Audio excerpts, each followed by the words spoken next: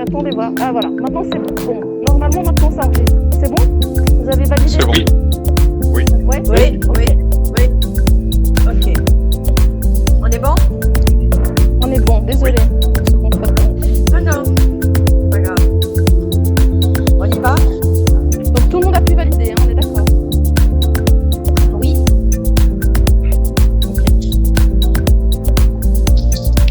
Oui. Parfait. On démarre. Et mesdames et messieurs, bonjour. Permettez-moi, au nom du CLUSIS, de vous souhaiter la bienvenue pour cette vidéoconférence du 12 mai 2020 qui a pour thème enjeux et perspectives du e-voting. Le CLUSIS s'est posé la question quant à savoir si le e-voting restait un sujet d'actualité et nous avons considéré, dans cette période de pandémie Covid-19, que le e-voting sens, compte tenu du fait que s'il était mis en place, il permettrait à tout un chacun, en toute démocratie, dans le respect des institutions, de pouvoir prendre position sur un certain nombre d'objets.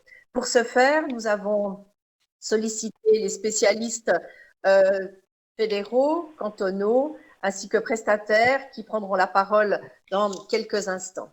Le CLUSIS, juste pour rappel, est une association suisse qui a pour objectif de s'attacher principalement à la sécurité de l'information. Nous comptons plus de 200 membres, nous existons depuis plus de 30 ans et maintenant nous avons choisi depuis le début de la pandémie de vous proposer un certain nombre de vidéoconférences sur des thèmes particuliers et celui d'aujourd'hui, c'est le e-voting. Pour ce faire, j'ai sollicité, et je l'en remercie déjà, Mathieu Delaloy pour jouer le rôle de médiateur parmi tous les intervenants. Et permettez-moi de vous le présenter pour celles et ceux qui ne le connaîtraient pas. Il est coprésident de eGov Innovation Center et chercheur à l'Institut informatique de gestion de la HESSO Valais à Sierre. Il y mène divers travaux dans les domaines du e-government, de l'innovation dans les médias et de la valorisation scientifique.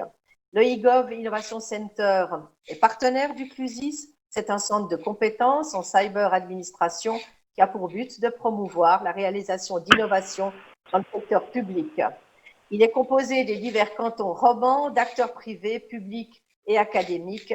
Il propose accompagnement, formation et réalisation pour les administrateurs et les administrations cantonales et communales de Suisse romande. Je le remercie d'être présent aujourd'hui et sans plus tarder, je lui passe la parole pour qu'il puisse vous présenter nos interlocuteurs. Très bon débat, très belle vidéo. Merci Madame la Présidente. Mesdames, Messieurs, bonjour à tous et bienvenue à ce 5 à 7 dédié au e-voting. J'espère que tout le monde m'entend bien. Nous avons la chance ce soir d'avoir un panel varié d'intervenants qui traiteront donc des enjeux et des perspectives du e-voting en Suisse. J'imagine que certains d'entre vous le savent déjà, mais nous fêtons cette année les 20 ans d'un lancement d'un certain projet qui était le vote électronique par la Confédération. Effectivement, c'est en 2000 que les 3 premiers cantons sont devenus des cantons pilotes, à savoir Genève, Neuchâtel et Zurich. 20 ans après, j'ai essayé de les compter, mais j'imagine, on me corrigera peut-être après, mais plus d'une 50aine d'applications à divers niveaux, au niveau de la Confédération, au niveau des cantons, et même aussi au niveau du Conseil de l'Europe, de nombreux prix, des labels et autres. Qu'est-ce qui nous reste? Quelles sont les perspectives pour ce que le Conseil fédéral voulait comme 3e vote ordinaire en Suisse? Pour répondre à ces questions, je l'espère, nous avons donc 4 intervenantes de qualité. Donc, dans l'ordre de passage, nous avons Madame Myriam Ostetler, qui est chef de projet du vote électronique auprès de la Chancellerie fédérale. Elle va aborder le sujet de façon globale et présenter les travaux de la Confédération.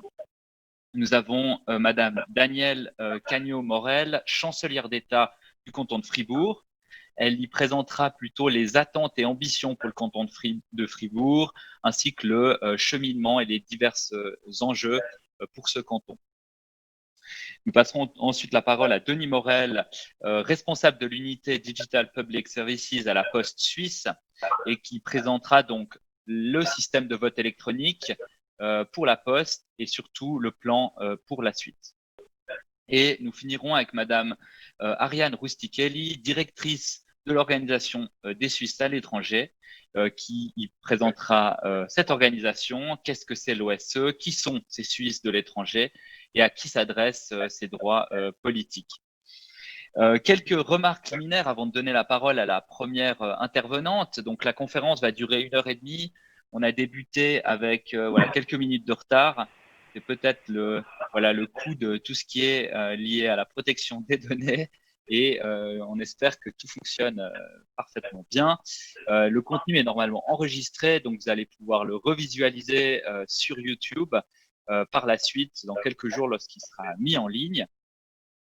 Vous avez la possibilité de poser vos questions par chat.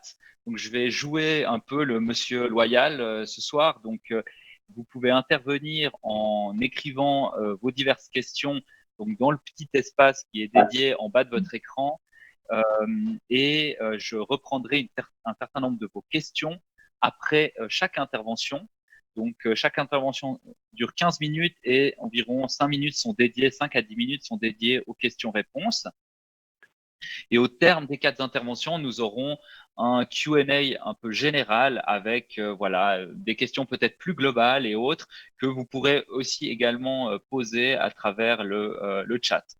Donc, n'hésitez pas aussi à consulter les questions qui sont posées. Ça m'évitera aussi peut-être de faire le tri s'il y a des questions qui sont similaires. Donc, mais n'hésitez pas en tout cas à partager. Le principe de ces 5 appels, c'est de les rendre les plus interactifs possibles. Et pour finir, je vous invite donc pour les personnes qui n'interviennent pas, de désactiver les caméras ainsi que de mettre votre micro sur mute. Ça permettra d'alléger un peu la bande passante et ça évitera aussi toutes les différentes nuisances sonores. Donc voilà. Sans plus attendre, je vais laisser la parole donc à Madame Hochstetler qui parlera donc des droits politiques et de la transformation numérique avec comme exemple le vote électronique. En quelques mots, Madame Myriam Hochstetler est chef du projet de vote électronique auprès de la Chancellerie fédérale depuis 2017, économiste d'entreprise de formation. Elle a une forte expérience dans la gestion de projets dans les domaines des administrations publiques. Son équipe de projet est composée de 4 personnes, y compris elle, provenant des domaines techniques et juridiques. Elle est responsable de la gestion de projet au niveau fédéral à travers le développement et la coordination autour de l'introduction du vote électronique en Suisse. Donc, à vous la parole, Madame Hochstetler. Merci beaucoup. Bonjour à tous. Tout d'abord, je tiens à remercier Clusis pour l'organisation de cet événement qui nous permet, malgré ou peut-être grâce à la crise du coronavirus, de discuter ce sujet ce soir. J'ai donc le plaisir de vous présenter l'introduction du vote électronique du point de vue de la Confédération. Mon exposé répond aux 3 questions suivantes. Quels défis nous pose la numérisation des droits politiques? Où sommes-nous dans le projet vote électronique aujourd'hui? Quelles sont les prochaines étapes? Le premier point, qu'apporte-nous la transformation numérique? Les nouvelles technologies apportent de nouvelles possibilités de participation et de communication, c'est clair. Elles peuvent faciliter l'accès aux prestations, elles peuvent aussi augmenter la transparence aux utilisateurs.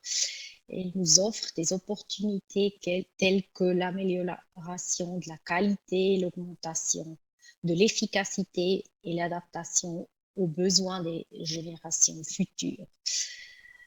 Elle nous apporte aussi des risques comme des préoccupations concernant la protection des données, notamment le secret du vote, la surveillance, la cybercriminalité et le risque d'éventuelles manipulations.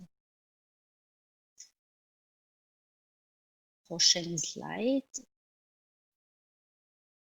Merci. Et quelles caractéristiques du système suisse doivent être prises en compte lors de la numérisation des droits politiques? D'une part, nous avons les 3 niveaux de notre organisation étatique, c'est-à-dire la Confédération, les 26 cantons et les plus de 2500 communes. Les droits politiques sont définis à chacun de ces niveaux La Confédération régit l'exercice des droits politiques en matière fédérale et les cantons en matière cantonale et communale. La Confédération détermine les dates des scrutins fédéraux et les objets qui sont soumis au vote, tandis que ce sont les cantons qui organisent et conduisent le vote. D'autre part, nous connaissons différentes opportunités de participation aux décisions. Les citoyens peuvent voter, lire et collecter des signatures. C'est une approche du bas vers le haut qui est une caractéristique de notre démocratie directe. La complexité du système suisse des droits politiques réside alors dans la combinaison de tous ces facteurs. Les opportunités de participation aux décisions sont donc multipliées par 3 en raison de cette structure. Et c'est dans ce contexte-là qu'évolue le projet vote électronique. Et c'est ce qui nous distingue aussi d'autres pays. Il n'y a personne qui vote aussi souvent que la Suisse. Next slide. Qu'entendons-nous par vote électronique? Il s'agit d'une numérisation du vote par correspondance et ni plus ni moins. Le but n'est pas d'avoir un one-click vote, on garde le papier pour des raisons de sécurité, mais il faut aussi que l'acte de voter reste un acte conscient. Le canal de vote électronique sera proposé comme troisième canal de vote en complément des autres canaux. Alors, le concept Digital First ne s'applique pas au vote électronique. Pourquoi? Le vote doit être aussi accessible que possible, de sorte aussi que des scénarios d'urgence existent également en cas de défaut du vote électronique. On veut tenir compte du changement des habitudes, on veut que voter et élire devienne mobile, accessible et vérifiable.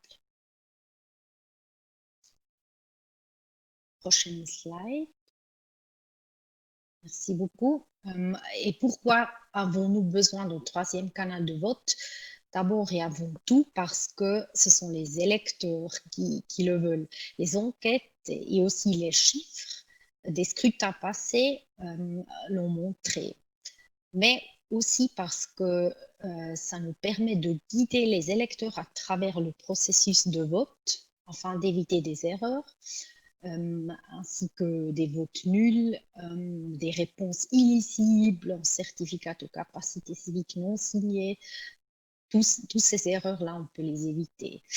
Mais le vote électronique permet aussi un calcul rapide et précis des résultats et nous apporte aussi des avantages pour tous les électeurs, mais surtout pour les Suisses de l'étranger et pour ne les pas oublier les personnes handicapées qui en profitent autant plus. Ces groupes ont l'assurance que leur vote arrive à temps et ils peuvent déposer leur vote de manière autonome. Prochaine slide. Alors, quelle est la stratégie de la Confédération pour l'introduction du vote électronique? Ce sont les cantons qui décident si, quand et avec quel système ils veulent introduire le vote électronique parce qu'ils ont la responsabilité du déroulement des scrutins. La Confédération a un rôle d'instance de surveillance et de contrôle. Elle autorise les essais. Et pour ça, le droit fédéral définit les exigences de sécurité du système et de son exploitation. Et seul un système qui remplit ces critères peut être autorisé pour les scrutins fédéraux. La Confédération poursuit une stratégie de la transparence. Les systèmes doivent être conçus pour la transparence. Ça veut dire qu'on veut avoir la confiance par l'information et non par la dissimulation. Avec le vote électronique, on veut permettre et maintenir la participation. Nous ne partons pas du principe que le taux de participation peut être augmenté, mais on veut le maintenir à long terme. Next slide. Merci. Je j'en viens maintenant aux exigences actuelles en matière de sécurité. Le principal défi du vote électronique est de fournir de la transparence tout au long du processus, mais sans violer le secret du vote. Les autorités doivent savoir qui vote, mais elles n'ont pas le droit de savoir comment chaque personne a voté. Et ce secret du vote est garanti par des procédés cryptographiques. Avant que les suffrages ne soient déchiffrés, ils sont séparés de l'identité du votant lors du mélange cryptographique. Cette vérifiabilité permet aux votants, mais aussi aux autorités, d'identifier des irrégularités au long du scrutin. De plus, les systèmes et leur fonctionnement doivent être vérifiés selon les standards internationaux par des organes indépendants. Et la confiance nécessite de la transparence. La publication du code source et le test public d'intrusion sont des mesures importantes. Je peux tirer deux conclusions. Premièrement, les exigences de sécurité sont de nature dynamique, ils doivent se développer. Il faut une grande considération des risques du côté des autorités. Et deuxièmement, il n'est pas concevable, c'est clair, que chaque citoyen comprenne le code source d'un système, mais avec la publication, tout le monde a la possibilité de se forger un avis indépendant par le biais des spécialistes. Là, quelle est la situation actuelle du projet? Dans une phrase, le feu est rouge. D'une part, nous avons le retrait du canton de Genève en tant que fournisseur de système. D'autre part, vous le savez tous, la Poste a développé son système avec vérifiabilité complète. Elle a publié le code source en février 2019. Elle a soumis son système à un test public d'intrusion. Et on peut dire que ce dernier a été couronné de succès et a suscité une attention même internationale. Mais cependant, en parallèle de ce test, des chercheurs ont découvert des failles majeures qui affectent la vérifiabilité. La Poste alors a également retiré son système et c'est pourquoi actuellement il n'est pas possible de voter par voie électronique en Suisse. Mais on peut quand même dire que ces contrôles par des experts indépendants font partie des objectifs des mesures de transparence et ils en ont par là démontré l'efficacité. Alors, toutefois, pour le projet 2019 ne figurera pas dans les annales comme la meilleure année, c'est clair. Nous sommes actuellement face à des grands défis qui influencent la situation du projet. D'une part, c'est la situation politique qui est sensible. Nous sommes régulièrement confrontés à des interventions parlementaires qui critiquent le vote électronique au niveau fédéral, mais également dans les cantons. À cela s'ajoute l'initiative populaire fédérale qui veut un moratoire et dans les médias, on voit un débat plutôt négatif et c'est pas très facile d'expliquer ce sujet très émotionnel et en même temps très technique. Les mesures de transparence supposent aussi un nouveau rôle du public. Les résultats négatifs donnent lieu à un large débat public qui a été lieu. Ce dernier est aussi accompagné d'un débat de fond concernant les risques de la numérisation. Et tout ça a créé un climat général d'incertitude concernant les opportunités et les risques de la numérisation et en particulier du vote électronique. En conclusion, il est très facile de tout confondre et en même temps d'utiliser des informations qui ne sont pas directement liées avec le vote électronique pour le critiquer. Mais ces dernières semaines, on a quand même constaté que la crise du coronavirus a un peu changé le sens de la discussion. Et pour l'avenir du vote électronique, il faut prendre en compte tous ces facteurs qui jouent un rôle important. La confiance doit être gagnée et la possibilité ou non de la renforcer sera décisive pour les prochaines phases du projet. Next slide. Alors, la confiance ne va de pair qu'avec une attitude responsable. C'est pourquoi la chancellerie fédérale a demandé au Conseil fédéral de renoncer à l'introduction prévue du vote électronique comme canal de vote ordinaire pour le moment, et en lieu et place, une nouvelle phase d'essai sera élaborée. L'introduction ne doit pas être forcée, les cantons en restent la force motrice. Mais il faut aussi prendre en compte les considérations de sécurité. Et en présence d'un doute raisonnable, c'est la sécurité qui prime. Merci. Les objectifs de la restructuration se résument en 4 points. Premièrement, la poursuite du développement des systèmes.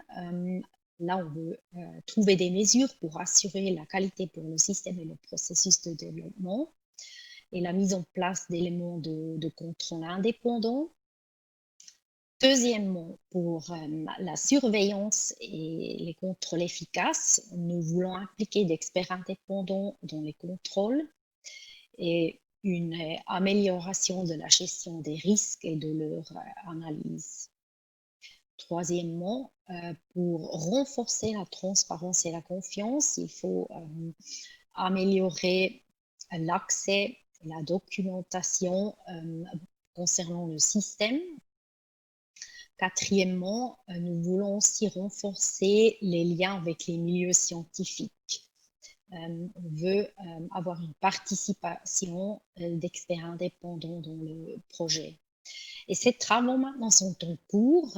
Ensemble de la Confédération et des cantons, on a mis sur pied un task force qui élabore les contenus de cette restructuration. Et pour la reprise des essais à l'avenir, c'est clair, les systèmes mis à disposition devront être complètement vérifiables, mais la reprise dépend aussi des mesures de la restructuration en cours. Ces mesures doivent être appropriées pour permettre une amélioration effective, et c'est bien clair, tout ceci demande du temps. C'est pour ça qu'aujourd'hui, je ne peux pas encore estimer le délai où on peut reprendre les essais. Et pour finir, c'est important de dire qu'il n'y a qu'avec une stratégie commune de la Confédération et des cantons que l'on pourra réaliser cette restructuration. C'est bien clair que les échanges entre la science, la politique et le domaine public sont nécessaires pour atteindre ce but. Alors, j'arrive déjà à la fin de ma présentation. J'espère avoir pu vous donner un aperçu des enjeux du vote électronique et je suis à disposition pour des questions. Merci. Un grand merci, Madame Stettler, pour votre intervention. Vielen Dank für Ihren Beitrag. Vous êtes la seule à parler, à être de langue maternelle suisse-allemande. Donc, on vous remercie aussi pour l'effort. Donc, n'hésitez pas maintenant à poser vos questions dans le chat. Moi, j'en ai une peut-être en préambule à vous poser. C'est qu'on a vu divers systèmes se développer à des échelons cantonaux, comme aussi à des échelons plutôt, on va dire, à titre privé, comme pour des structures comme la Poste. Pour quelles raisons, en fait, la Confédération n'a jamais voulu centraliser et développer son propre système, en fait? C'est ce qui semble un petit peu attendre les citoyens. Merci pour cette question. Oui, alors théoriquement, oui. Mais il y a beaucoup de questions ouvertes. Il n'existe pas aujourd'hui de base légale qui permettra à la Confédération de reprendre ses tâches. Comme je viens de dire, la répartition de ces rôles et compétences est la même pour tous les canaux de vote, pas seulement pour le vote électronique. Et il s'agit d'une répartition fédéraliste. Alors, ce sont les cantons qui sont responsables de l'exécution des scrutins, y compris les fédéraux. Mais il n'y a pas que c'est ceux-là. Alors, c'est la Confédération qui a ce rôle d'autorisation et en impliquant la Confédération dans le développement de systèmes, on mettrait fin à cette répartition. Alors, il s'agit de trouver des réponses aux questions de gouvernance qui en résulteraient et qui prend alors ce rôle-là. Et il ne faut pas oublier que les scrutins fédéraux, c'est seulement un tiers du gâteau. Alors, on a aussi les scrutins cantonaux et communaux. Et le fournisseur de système doit adapter les spécificités de tous ces scrutins. C'est aussi une question, est-ce que c'est vraiment le bon rôle pour la Confédération d'être un fournisseur de système pour des scrutins cantonaux et communaux? Mais on le verra prochainement, le canton de Genève a soumis une initiative cantonale qui demande un système en main publique avec la participation de la Confédération, et la délibération de cette initiative montrera si cette demande est susceptible de recueillir une majorité au niveau politique. Très bien, merci beaucoup. On a une première question de Monsieur Alexander Elmer. On le remercie. Il parle donc de la il cite, on parle beaucoup de la manipulation des votes et des élections, mais qu'en est-il de la conservation des votes? Donc, j'imagine dans le cadre, voilà, d'un système de vote électronique. Est-ce que vous avez des éléments de réponse à ce sujet sur typiquement le lieu, le pays, la durée d'exploitation de ces informations aussi par les partenaires externes qui peuvent lever un autre enjeu? Donc, qu'en est-il en fait on va dire, de l'archivage et de la manipulation des votes éventuellement après une votation, une élection? Alors, dans les exigences du droit fédéral, les votes qui sont stockés par le vote électronique, c'est traité de la même manière que tous les autres canaux de vote. Ça veut dire que les cantons et le fournisseur de systèmes sont obligés d'effacer tous les votes après que le résultat est définitif. Alors, je ne sais pas si c'était ça la question, si j'ai bien répondu à cette question, je ne sais pas. Alors, c'est peut-être même Alexander Elmer qui peut compléter éventuellement dans le chat. Est-ce qu'il y a d'autres questions pour Madame Hochstetler?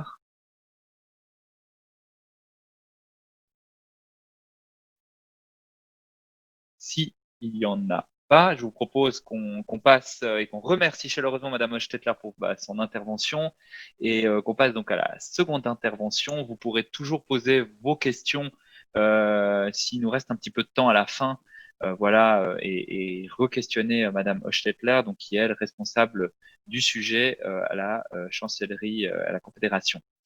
On va passer la parole donc à Madame Gagnon-Morel, qui est, elle, chancelière d'État du canton de Fribourg, première femme chancelière du canton. Elle est nommée le 1er juin 2005.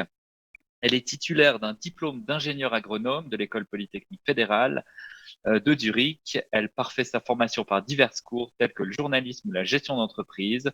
Elle exerce comme rédactrice de l'Agri-Journal ainsi que dans diverses activités au sein de la Chambre fribourgeoise d'agriculture, Union suisse des paysans et auprès de l'Office fédéral de l'agriculture, puis de Station fédérale de recherche.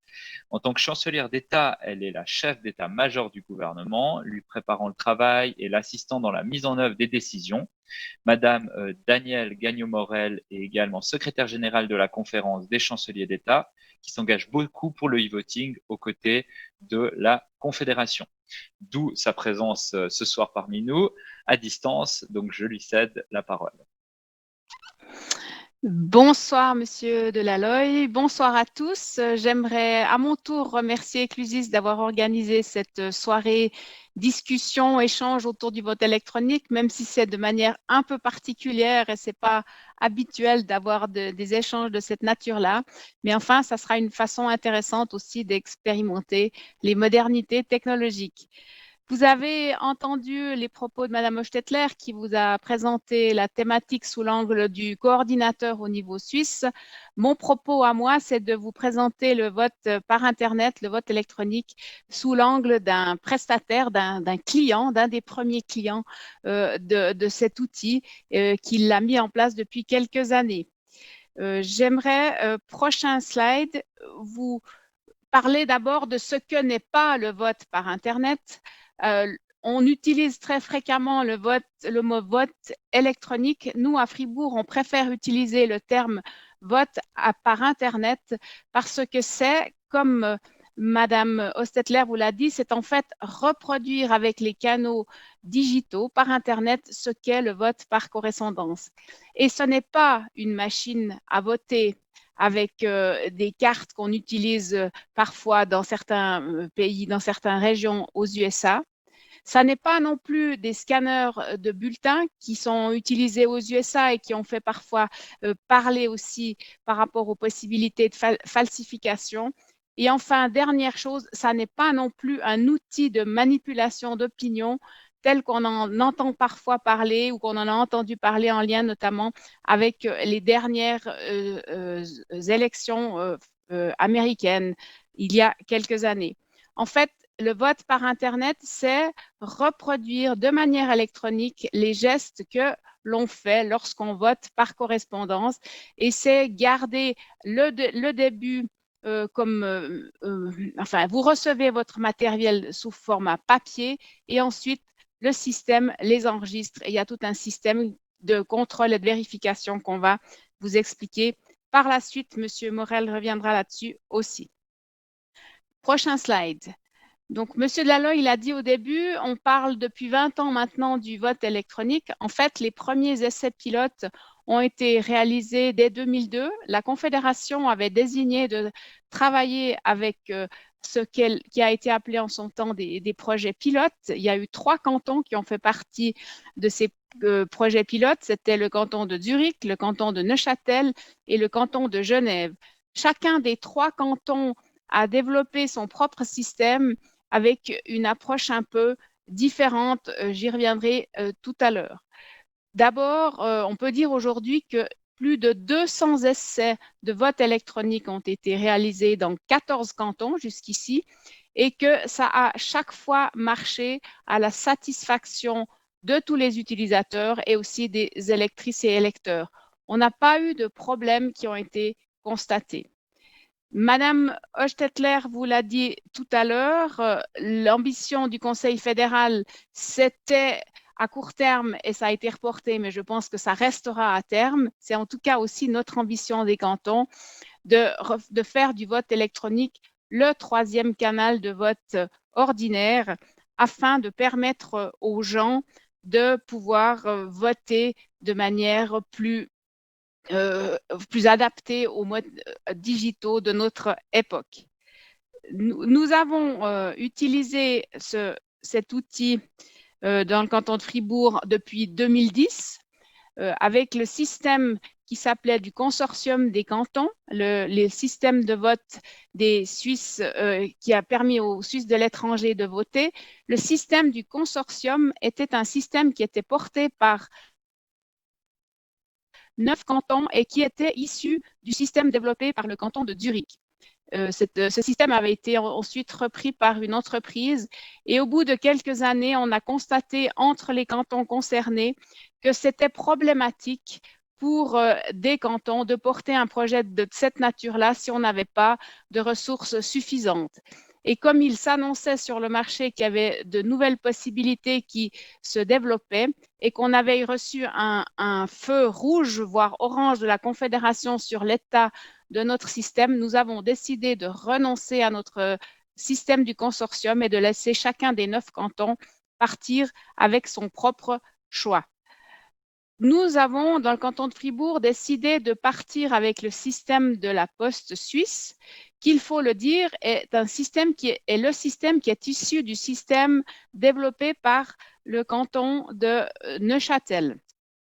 Donc, le canton de Neuchâtel a fait un accord avec la Poste qui a repris ce système-là et ça nous a paru la meilleure façon pour un canton comme Fribourg de partir avec un outil de ce type-là parce que ça nous donnait à nous la possibilité d'être un utilisateur d'un système développé par une entreprise qui a elle-même de grandes compétences dans la gestion de la sécurité, dans la gestion aussi du transfert des informations. Donc, depuis le mois de novembre 2016 jusqu'au mois de février 2019, nous avons utilisé ce système pour le proposer lors des élections cantonales et pour les votations cantonales aussi aux Suisses de l'étranger. Alors, c'est évident qu'on propose d'abord le système aux Suisses de l'étranger parce que ce sont ces personnes-là qui ont le plus de difficultés à pouvoir exercer leur système de vote. Je suppose que Mme Rousti-Kelly viendra sur ce sujet par la suite. Depuis 2017, nous avions proposé à une commune de notre canton de proposer aussi ce vote à ses résidents intérieurs et c'était ce qui a été fait, qui aurait dû d'ailleurs, enfin qui est toujours prévu, de pouvoir étendre à d'autres utilisateurs au sein du canton lorsque le système reprendra. Ce qu'on constate, c'est que le système de vote électronique connaît un grand succès. Vous avez là les chiffres de l'utilisation au mois de février 2019, leur dernière utilisation. Plus de la moitié des électeurs suisses de l'étranger ont utilisé le canal de vote électronique. Et dans la commune de Trévaux, c'était après peu de temps, vous voyez, puisqu'on a commencé en 2017, il y avait déjà 40% des gens qui utilisaient le vote électronique comme moyen de s'exprimer. Ça montre donc que cet outil est quelque chose qui satisfait les utilisateurs. Je prends le prochain slide. Ça a déjà été évoqué par Mme Hostetler également. Les sondages qu'on fait pour savoir quelles sont les attentes du public en termes de prestations de l'État fournies de manière électronique montrent que le vote électronique est un outil qui est fortement demandé. Ce qui vient en premier chez les gens, c'est la possibilité de faire leur déclaration d'impôt par voie électronique. Et la deuxième, avec 60% des sondés, plus de 60% des sondés, fait dire que les gens s'attendent ou souhaitent pouvoir utiliser le vote électronique. Prochain slide. Pourquoi est-ce qu'à Fribourg, on veut utiliser le vote électronique? Le Conseil d'État, d'abord, il a comme stratégie de développer la digitalisation au sein du canton de Fribourg. Il a fait pour la législature en cours comme projet phare le thème Fribourg 4.0. Donc, c'est clairement parmi les ambitions du Conseil d'État que d'offrir cette prestation. C'est, comme je l'ai déjà évoqué tout à l'heure, permettre aux Suisses et Suissesses de l'étranger de participer au scrutin, d'exprimer leur vote à cause des distances, à cause du temps qu'il faut pour leur remettre le matériel de vote. Mais aussi à terme, c'est de pouvoir offrir à tous les Fribourgeoises et les Fribourgeois ce canal de vote comme un vote officiel accessible à tous, parce qu'on sait qu'à moyen terme, les attentes de la population seront d'utiliser les moyens modernes pour exprimer leur façon de voter également. Donc, c'est clairement pour le Conseil d'État un projet que d'offrir cet outil aux citoyennes et citoyens. Prochain slide. Pourquoi on trouve des avantages dans le système de vote par Internet. D'abord, on constate que le vote par Internet, il empêche les erreurs de vote. Vous n'avez pas de bulletin nul parce que quand vous votez, si vous faites une erreur, le bulletin vous le corrige. Ensuite, si vous avez déjà pu faire un test ou si vous n'avez pas pu faire un test, vous constaterez que c'est très facile d'utilisation pour le citoyen. La première fois, c'est peut-être un peu compliqué parce qu'on a l'impression qu'il faut donner beaucoup d'informations, mais on constatera très rapidement, et c'est ce que les gens nous disent, que c'est simple à utiliser. C'est aussi accessible pour toutes les personnes qui ont des handicaps, qu'ils soient de vue ou d'audition, parce qu'ils peuvent le faire, ou même de mobilité. Il n'y a pas besoin de se déplacer, vous pouvez le faire depuis la maison. Ensuite, c'est un outil qui est simple, qui simplifie les procédures dans les communes, quel que soit l'endroit où vous dépouillez, là aussi, vous n'avez pas d'erreur possible dans le cadre du dépouillement, parce qu'il y a aussi dans une partie des erreurs qui existent dans le cadre des systèmes de vote, des possibilités qu'il y ait des erreurs au moment du dépouillement. Avec le vote électronique, c'est intégralement compris dans l'outil lui-même, dans le système lui-même, et donc là, vous n'avez plus des systèmes d'erreurs possibles à ce niveau-là. Et naturellement, le secret du vote, c'est la base de toute la confiance que les Suissesses et les Suisses ont par rapport à notre démocratie. C'est un des piliers de garantir le secret du vote, tout en permettant, en cas de recours, de pouvoir imprimer à terme les bulletins et les listes pour un recomptage, naturellement sans référence aucune à la personne qui a exprimé son vote. Prochain slide. Deux principes fondamentaux constituent la sécurité du vote électronique.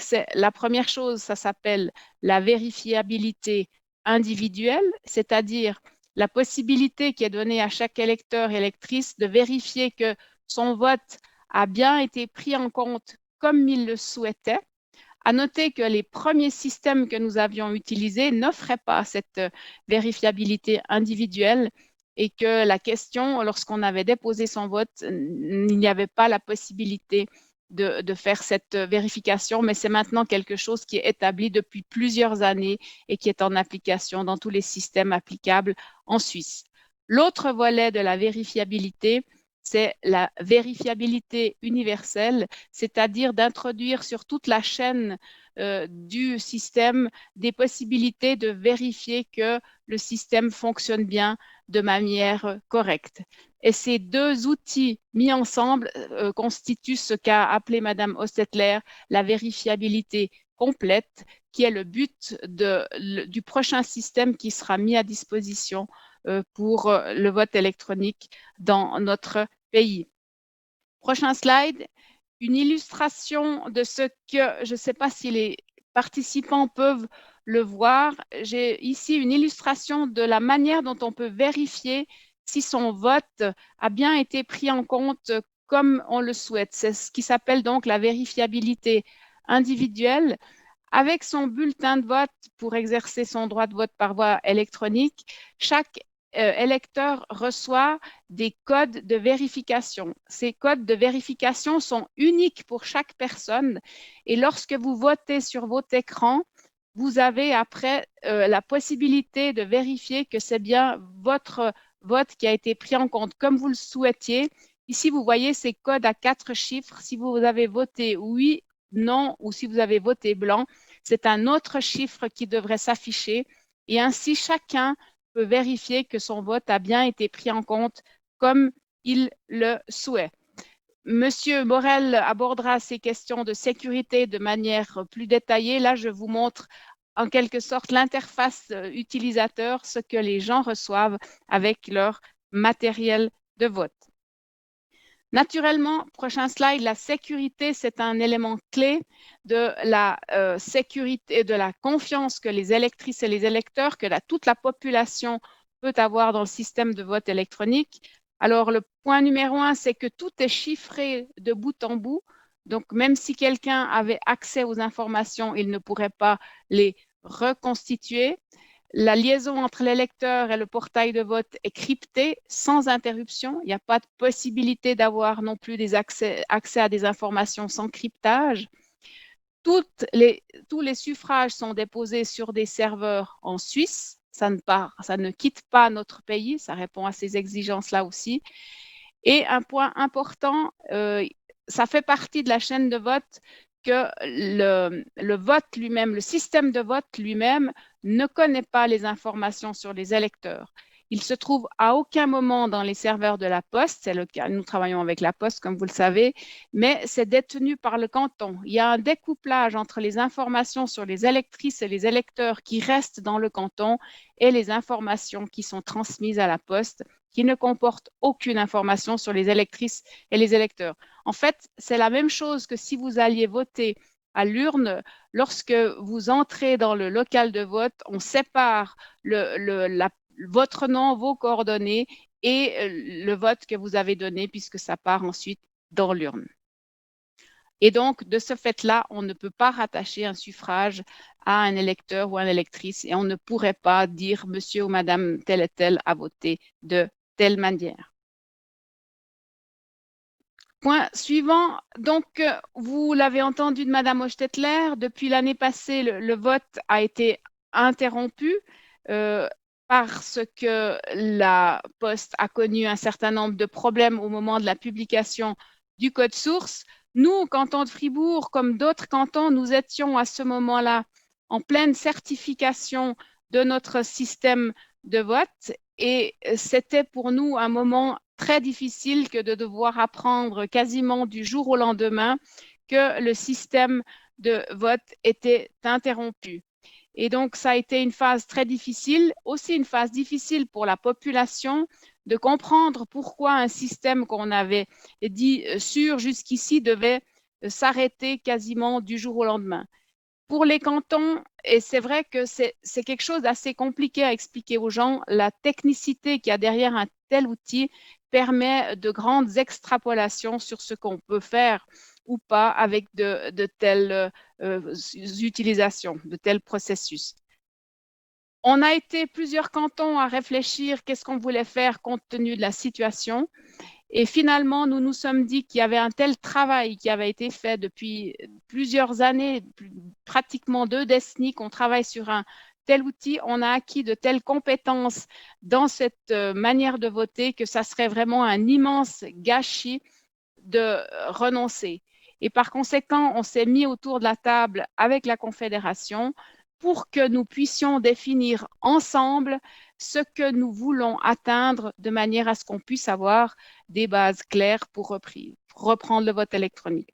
Ce qui nous paraît aujourd'hui nécessaire de fixer, c'est qu'on sache de manière claire aussi pour les utilisateurs que sont les cantons, qu'est-ce qu'on attend d'un vote électronique.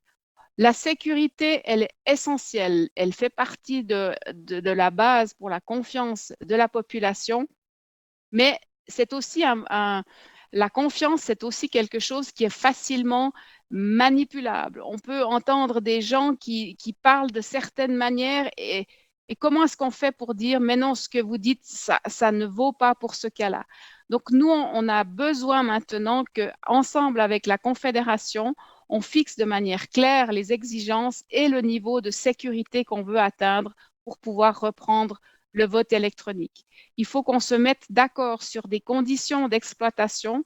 Quels seront les critères qu'on va devoir remplir pour pouvoir continuer à offrir le vote électronique? On était persuadés de remplir les exigences. Comme je l'ai dit, nous étions en train de certifier nos processus. Et là, on a appris que ce n'était pas encore suffisant. Et donc, il faut que lorsqu'on reprendra, ça soit avec un niveau qui nous garantisse que nous puissions travailler dans une perspective sur une certaine durée. La technicité, le haut niveau de qualité et d'exigence sécurité font que ces systèmes de vote électronique sont des outils très chers. Et donc, si on a un système avec des coûts très élevés, ça va être aussi difficile pour les cantons de l'offrir. Alors, on peut diminuer les coûts en pouvant offrir le vote électronique à une population plus grande, puis on peut aussi les diminuer en se mettant ensemble pour offrir des systèmes qui permettent de mutualiser les coûts. C'était aussi une des raisons qui font que les cantons se réunissent pour offrir le vote électronique et qu'il n'est pas possible à chaque canton de partir de son côté. C'est vrai que ce qui est sûr aujourd'hui ne sera probablement plus aussi sûr demain, et donc nous estimons qu'il faut que nous définissions avec la Confédération et aussi avec les prestataires un processus d'amélioration permanent qui nous permette, lorsqu'on constate des problèmes qui interviennent, de corriger le système. Pour nous, ça ne devrait plus se reproduire que lorsqu'on constate un problème, on arrête tout. Lorsqu'on constate un problème, on le corrige et on l'adapte. Mais si on doit chaque fois faire une interruption de plusieurs mois, voire plusieurs années, ça va être très, très difficile d'avoir la confiance de la population dans un tel outil. Et puis enfin, la communication, c'est probablement un des facteurs clés. Nous, dans les cantons, nous, probablement dans les chancelleries, nous sommes des gens qui travaillons plutôt dans l'ombre et qui sommes peut-être pas suffisamment sur le front pour parler de communication, et nous avons affaire en face de nous à des opposants qui ont d'autres outils, et c'est probablement une des difficultés qu'on a aussi, de ne pas perdre, enfin de nous mettre en avant, de mettre en avant tous les éléments sur lesquels nous travaillons pour offrir la sécurité, et de ne pas être démontés par des approches qui ont parfois des côtés que je me permets de qualifier d'un petit peu démagogique. Voilà, ça sera mon mot de la fin. Je suis volontiers à votre disposition pour répondre à vos questions et j'espère que vous en aurez. Merci beaucoup. Merci beaucoup, Madame Gagnon-Morel, pour votre présentation. Donc, à un échelon cantonal avec l'exemple de Fribourg. Donc, place maintenant aux questions. Je vais en prendre une alors au passage de Monsieur Fabrice Guy, qui se demande quel est le niveau d'assurance ou de garantie en fait que le citoyen peut avoir pour les votations effectuées avant la découverte des problèmes de sécurité. Question, voilà, peut-être un peu générale, à vous de voir un peu si vous voulez parler d'un cas précis ou d'une approche un peu plus générale autour de cette question. Donc, lorsque nous mettons sur pied une votation avec le système, avec l'outil vote électronique, on a toujours des votations de contrôle. Et lorsque nous vérifions ces votes de contrôle, on a ainsi la possibilité de vérifier s'il y a eu des problèmes ou s'il n'y en a pas eu. Et donc, tous les votes qui ont eu lieu avant les problèmes qui ont été sortis, qui sont sortis l'année passée dans le cadre de la publication du code source, ont montré que nous n'avions pas eu dans aucun des cantons concernés des problèmes avec l'utilisation des systèmes de vote. Ce qu'il faut dire, c'est que les problèmes qui ont été mis en avant par la publication du code source sont des problèmes qu'on a découverts sur le papier, qu'on a découvert dans les logiciels, mais ce ne sont pas des problèmes qui se sont produits dans la pratique. Ce sont des problèmes qui auraient pu arriver dans certaines situations spécifiques, mais c'est des problèmes qui ne se sont pas produits jusqu'ici. Très bien, merci Madame Gagnon-Morel. S'il n'y a pas plus de questions, je vous propose, alors, il y a une question de Alexandre Delmer qui parle du cryptage des communications. Est-ce que les clés sont-elles sûres? Référence à Crypto Agate, la grosse affaire du début de l'année. Alors, pour cette question-là, je propose que ce soit Monsieur Morel qui réponde par la suite, parce qu'il sera certainement beaucoup plus compétent que moi pour parler de cette thématique hautement technologique. Ce que j'ajouterais à mon niveau encore, c'est que tous les processus sont étayés, sont documentés dans le cadre du système de vote. C'est d'ailleurs aussi pour ça qu'on voulait faire certifier nos processus, et ça aussi, c'est un gage de sécurité pour les utilisateurs. Très bien, merci beaucoup. Alors, je vous propose qu'on passe donc à l'intervention suivante afin aussi de garantir un peu notre calendrier. Voilà, il est 18h35. Donc, laissons la place maintenant à Monsieur Denis Morel, donc de la Poste. La Poste, entreprise aux mains de la Confédération, hein, évidemment. Je réponds à Monsieur Rémi Tso, qui a peut-être mal compris un petit lapsus par rapport au secteur privé, en fait. voilà, qui était plus relatif aux prestataires, aux fournisseurs. Mais voilà, c'est La Poste qui est évidemment une entreprise en main de la Confédération. Donc, Monsieur Denis Morel travaille à La Poste depuis plus de 8 ans et il est responsable de l'unité Digital Public Services. De par sa fonction, il est responsable de la plateforme de vote électronique de La Poste. Il est mathématicien, donc il pourra sans doute répondre à ces questions de crypto et de chiffrage des données, de formation. Et après avoir terminé son doctorat à l'université de Fribourg, il a travaillé pendant plusieurs années pour diverses entreprises en conseil informatique. Donc, à vous la parole. Merci, Mathieu. Bonjour tout le monde. Merci au CLUSI pour cette invitation et d'avoir organisé cette conférence. Je pense que c'est intéressant qu'on puisse échanger autour de cette thématique. Dans ma présentation, je vais revenir sur certains éléments clés de la sécurité du vote électronique, revenir aussi sur les événements de 2019. On en a déjà pas mal parlé, mais peut-être d'un point de vue de la Poste, comment on a perçu cet élément-là, ce qui s'est passé.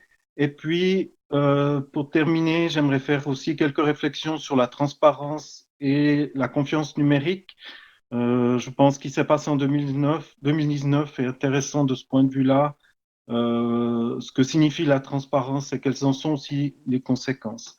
Je n'ai pas intégré dans ma présentation les raisons pour lesquelles la Poste fait du vote électronique et continue à faire du vote électronique. C'est des sujets plutôt de stratégie de la Poste. La Poste délivre aujourd'hui les bulletins de vote de manière physique. Ça n'a jamais posé un problème, ça, depuis 1994. Et c'est une réflexion que la Poste s'est faite sur plusieurs années de savoir si elle devait digitaliser ce processus, c'est-à-dire entrer dans le vote électronique, ou laisser d'autres le faire. Elle a décidé de le faire et c'est un élément qui est ancré dans sa stratégie. Le slide suivant, donc il y aura un peu des doublons par rapport à certaines présentations, mais je vais amener un contexte un peu différent. Donc, quand on prend la sécurité, vous pouvez cliquer encore. Voilà, quand on parle de la sécurité, il y a plusieurs axes de la sécurité. Il y a l'axe de la prévention. Naturellement, on doit avoir une infrastructure hautement sécurisée avec une disponibilité maximale. Il y a un élément de décentralisation. Et là, je corrige peut-être quelques erreurs que certaines personnes disent dans les médias. Non, le processus n'est pas centralisé, il reste décentralisé. Il y a une séparation claire des responsabilités, je reviendrai encore là-dessus. Certification et contrôle et un chiffrement de bout en bout, je reviendrai aussi là-dessus. Vous pouvez cliquer. Mais il y a aussi d'autres éléments, il y a les éléments de détection, donc la vérifiabilité complète que Madame Gagnon-Morel a présenté de manière détaillée, j'ai presque plus rien à dire. Il y a la mise en place d'une commission électorale indépendante, je ferai encore deux mots là-dessus. Et ce que les cantons font aussi, et peut-être on ne le voit pas, mais ils font aussi un contrôle de plausibilité des résultats, c'est-à-dire par rapport à l'historique, mais aussi entre les canons. C'est-à-dire qu'est-ce qui a été voté dans le vote physique, qu'est-ce qui a été voté dans le vote par électronique, est-ce qu'il y a des différences importantes de vote, ce qui pourrait être un signal, qui est quelque chose qui ne s'est pas bien passé. Et j'ai mis au milieu, vous pouvez encore cliquer, merci, il y a deux éléments dont je reviendrai, qui sont les tests d'intrusion publique et les publications du code source. Le slide suivant. Comment fonctionne le système? Alors, j'aurais dû enlever les animations, je me rends compte, merci, c'est plus simple quand je le fais moi-même. Donc, peut-être cliquer encore deux fois, merci. Donc, il y a trois phases dans le vote. Il y a la phase de préparation, il y a la phase de vote en elle-même et la phase de dépouillement qui se passe le dimanche. Et ce qui est important de prendre en compte, c'est que la phase de préparation, elle se passe chez les cantons, sur l'infrastructure des cantons. Et il y a un certain nombre d'éléments qui se passent. D'abord, il y a la configuration des votes, donc la configuration du scrutin, c'est-à-dire les questions de vote, si c'est une votation, mais aussi la liste des candidats quand il s'agit d'élections.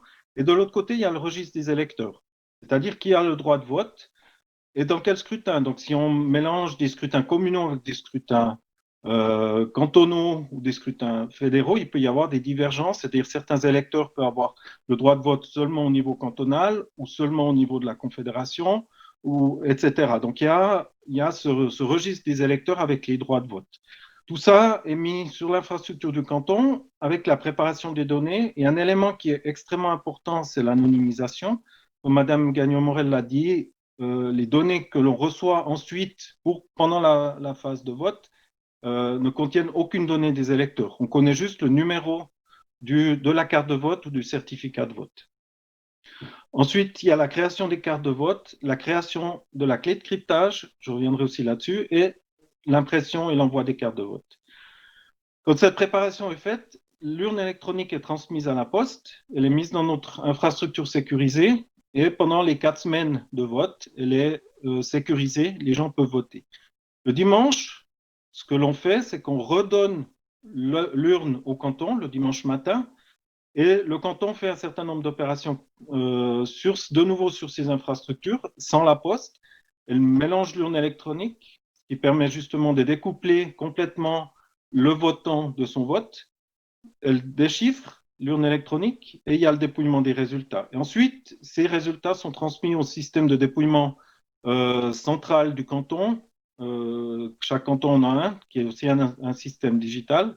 Et le dernier élément, c'est un logiciel de vérification qui est avec la vérifiabilité universelle, qui permet de faire un contrôle que tout s'est bien passé. Donc, quand on parle de vérifiabilité universelle, donc ça permet de valider de manière logicielle que tout s'est bien passé, qu'il n'y a pas eu de manipulation autour de l'urne pendant les différentes étapes, mais il faut le vérifier. Et c'est ce logiciel de vérification qui le fait.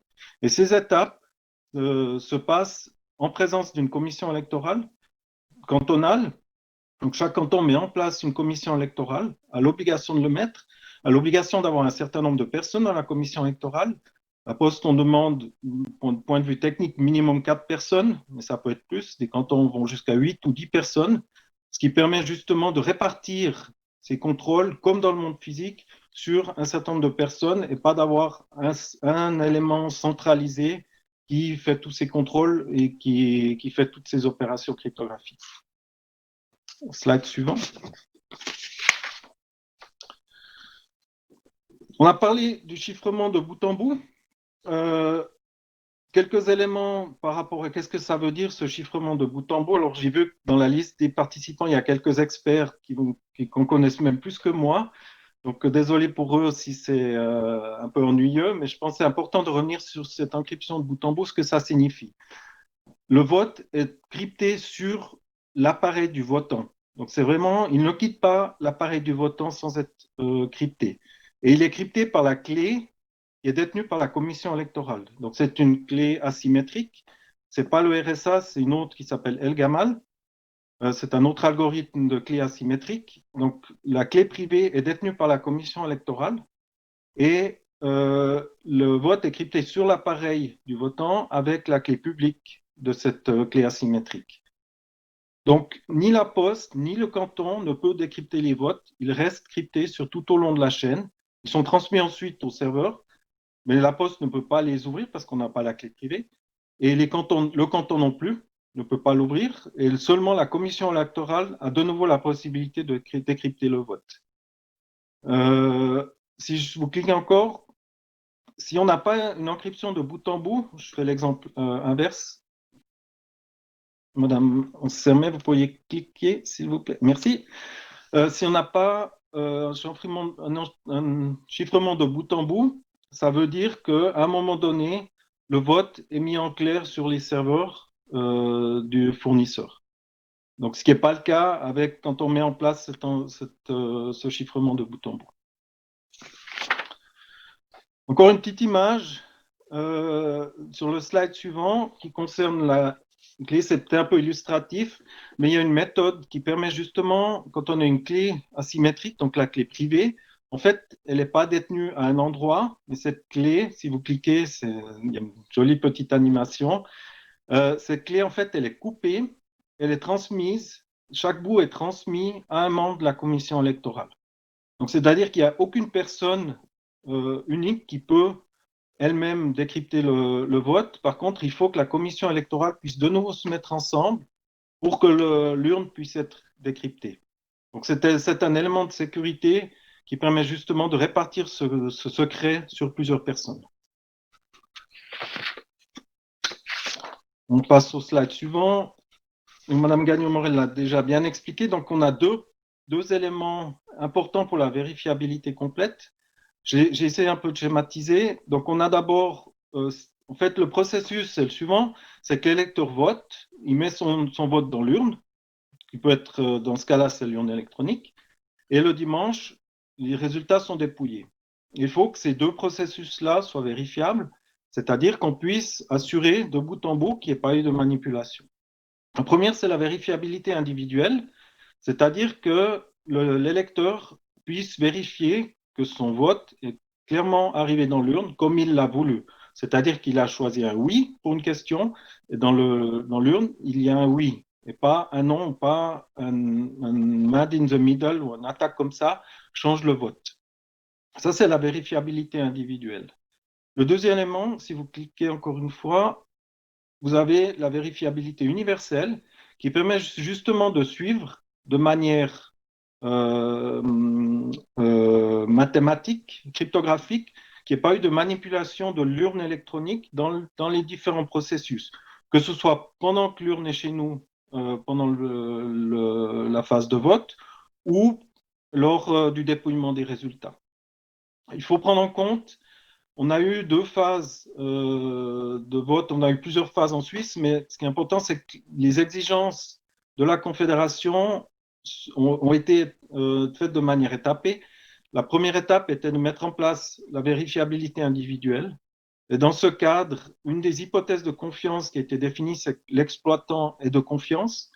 Et quand on parle de vérifiabilité universelle, l'hypothèse de confiance est que l'exploitant n'est plus de confiance. Donc, dans ce cadre-là, la poste n'est pas considérée comme de confiance, c'est-à-dire que tout ce que fait la poste doit être observable et doit être vérifiable. C'est pour ça qu'il y a ce processus de vérifiabilité universelle. Passe à un slide suivant. Alors, les mesures de transparence de 2019, l'objectif qui était déclaré par les acteurs, c'était d'améliorer le système, de détecter des problèmes s'il y avait des problèmes, que chacun puisse se faire une idée du système. On a fait 2 mesures de transparence, comme Mme Hochstetler l'a très bien dit. Il y a eu les tests d'intrusion publique. Nous avons eu pendant 4 semaines 3000 hackers du monde entier qui ont essayé d'attaquer le système, et ils ont vraiment essayé d'attaquer. Ils n'ont pas réussi à s'introduire dans les systèmes de la Poste, ils n'ont pas réussi à manipuler l'urne. On avait une urne qui était validée par un notaire. Quand on l'a dépouillée, elle avait le même contenu. On a reçu des recommandations d'amélioration qu'on a implémentées, principalement liées alors là je suis un peu technique, au proxy, au reverse proxy qu'on avait devant, qui est le call rule set de mode security. Donc, on a eu un certain nombre de recommandations liées à certains headers dans les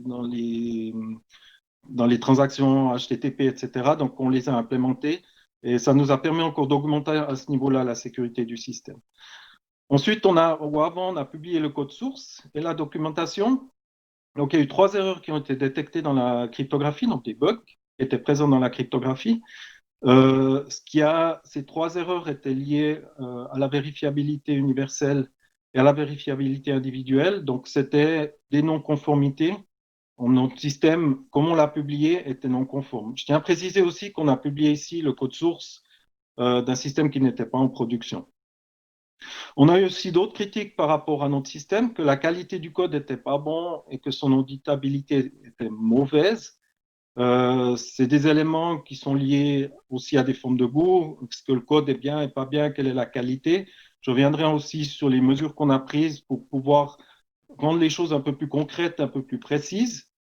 Et le dernier point où on a été critiqué, c'est sur les conditions de publication, où les gens devaient s'enregistrer, devaient signer un term and conditions, une sorte de document de 2 pages avec un certain nombre de conditions, qui de notre point de vue n'était pas très restrictif, mais d'un point de vue des gens qui ont voulu prendre le code source, c'était très restrictif. Là, on a aussi appris un certain nombre de choses par rapport à la manière dont la scène réagit à ce genre de choses. Je pense qu'il faut prendre en compte aussi que c'était la première publication d'un tel type, d'un système qui n'est pas open source, qui a un copyright, mais qui est quand même transparent en publiant toutes les informations. Donc, c'est les critiques principales qu'on a reçues. Il y en a naturellement eu d'autres. Là, j'ai mis les principales. Avant d'arriver sur le dernier point, je voulais vous donner une citation de Jean-Jacques Rousseau que je trouve très adaptée au vote électronique, mais pas qu'au vote électronique. Hein. La critique est une chose bien commode. On attaque avec un mot, il faut des pages pour se défendre. Un opposant va dire le vote électronique n'est pas sûr. D'expliquer que si, ça peut être sûr, qu'on a un certain nombre de critères, qu'on a des critères de sécurité, qu'on a la possibilité de vérifier tous les éléments, etc., ça prend du temps de l'expliquer. Donc, on vit dans cette approche un peu démagogique, mais je pense que c'est important de quand même aller dans cette direction, d'essayer d'expliquer le plus de choses possible. C'est comme ça qu'on peut gagner cette confiance. Quand on revient sur la transparence, et c'est mon slide suivant, on a fait un certain nombre d'expériences par rapport à la transparence. Peut-être avant de commencer, prenez pas mes mots comme étant une critique de la transparence. Je pense que c'est une bonne chose, il faut le faire. Par contre, il faut être conscient aussi de ce que ça implique. Et c'est les différents éléments que je voulais vous donner ici. La transparence, ça demande une flexibilité beaucoup plus importante dans la planification des releases et de la communication. Et un élément qui est extrêmement important, c'est que du moment qu'on donne le code de manière transparente, c'est les acteurs externes qui donnent le tempo de la communication. Si vous prenez les exemples qu'on connaît de WhatsApp, de Apple, qui ont régulièrement des failles de sécurité, bien sûr, ils communiquent sur ces failles de sécurité, mais ils communiquent au moment où ils les ont réglées. Ici, au moment où on fait de la transparence, la communication va se passer avant qu'on ait pu régler les problèmes qui ont été détectés. Donc, il faut prendre en compte cet élément-là. Il ne faut pas oublier qu'un de tels systèmes, s'ils sont en production, peut-être qu'il y a une personne mal intentionnée qui peut attendre un bon moment pour lui pour rendre une faille publique. Par exemple, début d'un scrutin, on a eu un exemple de ce qui s'est passé en octobre ou novembre 2018 avec l'État de Genève, où il n'y avait pas une faille de sécurité, mais ceux qui ont cru qu'il y avait une faille de sécurité ont attendu le premier jour de vote pour faire une communication médiatique. Ce qui est aussi intéressant, ce qui est compréhensible, c'est qu'en fait, la qualité de la publication, conditions d'auditabilité, est aussi importante que les fonctionnalités. Le dernier point, c'est qu'il y aura toujours des bugs. Aucun système n'est parfait. Moi, je ne connais pas de système de software qui n'ont pas de bugs. Celui qui en connaît, il peut m'appeler. Je vais volontiers le rencontrer, mais moi, je n'en connais pas. Le système doit être de très haute qualité, mais il y aura toujours des choses qui ne seront peut-être pas belles, des choses qu'on pourra améliorer. Et c'est important qu'on ait en place aussi une culture de l'erreur, une culture de l'amélioration qui est nécessaire, mais chez tous les acteurs. C'est-à-dire que si un problème est détecté, qu'on sache comment le traiter, qu'on puisse le traiter rapidement. Donc, les processus de correction sont extrêmement importants, mais aussi les processus d'amélioration. C'est-à-dire qu'au moment où on détecte un problème, quelles mesures on prend pour que ce problème n'apparaisse plus. Et ça, c'est un élément qui est aussi important à prendre en compte. Si je viens sur mon dernier slide, le futur du vote électronique du point de vue de la Poste. Donc, comme nous l'avons annoncé, nous concentrons nos efforts sur le système avec la vérifiabilité universelle. Naturellement, les erreurs trouvées ont été corrigées. Par contre, tout cet exercice nous a amené à un certain nombre de réflexions sur nos processus de qualité, sur nos processus aussi, sur différents éléments du système. Un élément qui était intéressant à adresser, c'est l'auditabilité. Qu'est-ce que ça signifie, un système auditable? C'est difficile à dire, et je pense que c'est aussi chaque personne va pouvoir avoir sa propre définition. Est-ce que j'arrive à suivre les choses? Est-ce que j'arrive à comprendre? Est-ce que c'est un langage de programmation que je connais bien? Peut-être certains mécanismes de ce langage, si je le connais bien, me semble clair et je peux suivre, mais si je connais ce langage pas très bien, je n'arrive pas à suivre certaines choses qui ont été faites avec des outils de ce langage-là. Donc, il y a un certain nombre de réflexions qui ont été faites par rapport à l'auditabilité. Et là, on a essayé de de définir une sorte de canevas d'auditabilité vraiment pour le mesurer et prendre des mesures d'amélioration. Donc, on a un certain nombre de mesures d'amélioration par rapport à ça qui ont été mises en place et qu'on est en train de développer. Je répète un peu ce que les autres ont dit. Donc, la Poste ne décide pas si le vote électronique doit être mis en place ou pas. Ce n'est pas une décision de la Poste. Nous sommes un fournisseur pour les cantons qui décident de le mettre en place. Nous faisons des gros efforts pour être prêts début 2021 dans les conditions actuelles que l'on connaît. Et cette décision de savoir s'il y a de nouveau du vote électronique à disposition des citoyens est une décision qui doit être prise par la chancellerie fédérale et par les cantons. Voilà, je vous remercie pour votre attention. Un grand merci, Monsieur Denis Morel, pour votre intervention et ces divers éclaircissements et la présentation donc, de l'approche et de la vision aussi future de la Poste. Donc maintenant, la parole est aux 53 participants. Je vois qu'on est nombreux ce soir, c'est chouette à voir. Donc n'hésitez pas à poser vos questions dans le chat. Donc vous y avez déjà en quelque sorte répondu, mais la dernière question de Alexander Elmer, c'est les clés de cryptage sont-elles sûres? Est-ce que vous auriez quelque chose à compléter là-dessus? Alors, j'ai une réponse en deux temps. D'abord, l'algorithme qui est utilisé est un algorithme qui est connu. Donc, c'est l'algorithme d'El-Gamal. C'est un algorithme qui est, au point de vue de l'académie, qui est connu. Donc, c'est pas une boîte noire qui n'est pas ouverte. Et puis, par la publication du code source, ça permet aussi justement à tout le monde de se faire une idée. Est-ce qu'il y a quelque chose, est-ce qu'il y a une porte dérobée ou pas? Je vous assure qu'il n'y a pas de porte dérobée. Mais puis moi, je le dis, c'est peut-être pas crédible, mais je vous assure qu'il n'y en a pas. Mais c'est pour ça que les clés de cryptage sont importantes. Et il faut aussi prendre en compte que tous ces paramètres cryptographiques, donc El-Gamal a un certain nombre de conditions pour mettre en place ces paramètres cryptographiques, ils sont vérifiables. Il y a un certain nombre de règles qui doivent être respectées, qui sont aussi vérifiables. Il y a un certain nombre de paramètres qui sont publics, il y en a d'autres qui sont privés. Donc toute cette configuration de la cryptographie est aussi un élément clé qui doit être transparent et qui doit être vérifié. Merci, Denis. Question de Raphaël. Est-ce que les bases légales basées sur le consentement éclairé, est-ce qu'il est possible d'avoir des bases légales sur le consentement éclairé du citoyen? Est-ce que ça, c'est peut-être une question à poser à un autre ou une autre intervenante? C'est plutôt la Confédération au canton de répondre à la question. Donc, nous fournissons un système qui répond aux critères des bases légales actuelles. Nous sommes pas, c'est pas à nous de définir les bases légales. Donc, je pense que c'est plutôt peut-être une question qu'on peut prendre à la fin. D'accord. Et bien alors, dernière question de Martino Dell'Ambrogio de Chios. Est-ce que vous avez imaginé un système qui permet de prouver que le code utilisé est le code qui a été publié? Oui. Donc, on a en place ce qu'on appelle un trusted build. On doit pouvoir montrer sur toute la chaîne que le code qui est publié est le code qui a été compilé et que les assets qui sont compilés, c'est vraiment ceux qui sont en production.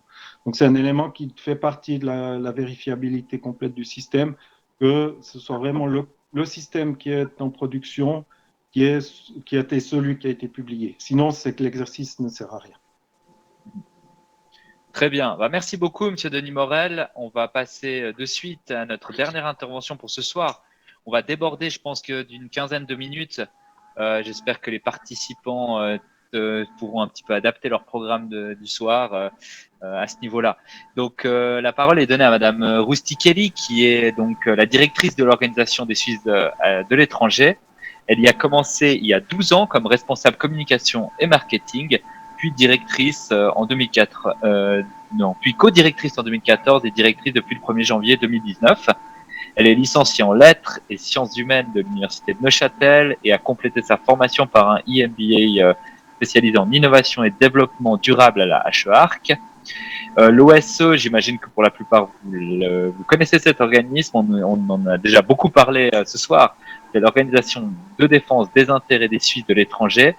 Quelques 770 000 Suisses, Madame Rustichelli nous corrigera si c'est faux, mais ça représente environ 10% de la population, ce qui ne semble pas négligeable à première vue. L'OSCE, à ce niveau, au niveau du e-voting, s'est engagé avant même les premiers tests afin de permettre aux concitoyens à l'étranger d'exercer leurs droits politiques.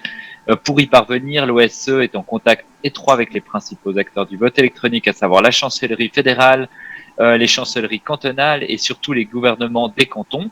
L'OSCE est en contact étroit également avec les parlementaires fédéraux, dont près de 80 sont membres de son intergroupe suisse de l'étranger au Parlement. Donc la parole est à vous, Madame Rustichelli. Merci également à Clusis pour l'invitation et pour cette table ronde, ainsi qu'à sa présidente, Madame Perrin-Jacquet. Je salue d'ailleurs les participants et les intervenants. Je vais essayer d'être brève, parce que finalement, c'est un peu toujours difficile de fermer la marche, puisqu'il y a beaucoup de choses qui ont déjà été dites. Je suis aussi contente de pouvoir non seulement présenter l'OSE, pourquoi est-ce qu'il y a une organisation qui défend les intérêts des Suisses à l'étranger, qui sont ces Suisses d'étrangers, et pourquoi finalement est-ce que c'est un public prioritaire. Donc c'est une très vieille dame, l'Organisation des Suisses d'étrangers, ou bien OSE, puisqu'on a été créé en 1916. On défend 10% de la population suisse, presque 780 000 personnes, c'est souvent peu connu ce chiffre.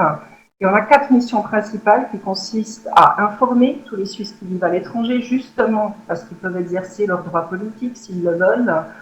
On les relie entre eux, donc on a une large palette d'offres et de prestations, notamment des camps de langue, de sport pour des jeunes Suisses qui sont nés à l'étranger, qui des fois viennent découvrir leur pays. On les conseille à l'expatriation, conseil au retour en Suisse, et on défend leurs intérêts. On a un lobby, c'est un mot qu'on dit rarement comme ça, mais c'est ça. Et c'est aussi pour ça qu'on se bat pour l'introduction du vote électronique. On peut peut-être passer au prochain slide. Merci. Finalement, la question, c'est de savoir, mais pourquoi est-ce qu'il y a une organisation qui défend les intérêts des Suisses d'étrangers, puis qui sont-ils? Alors déjà, parmi les chiffres, ce qui est intéressant, c'est que sur ces 780 000 Suisses d'étrangers, 61% habitent dans un pays de l'Union européenne. Le premier pays d'expatriation, c'est la France, avec presque 200 000 personnes, suivi de l'Allemagne et pour l'Europe de l'Italie. Donc c'est aussi des gens qui sont intéressés par l'accord cadre, par l'expatriation des personnes. C'est aussi des gens qui effectivement reviennent très souvent en Suisse, donc ils sont intéressés à exercer leurs droits politiques.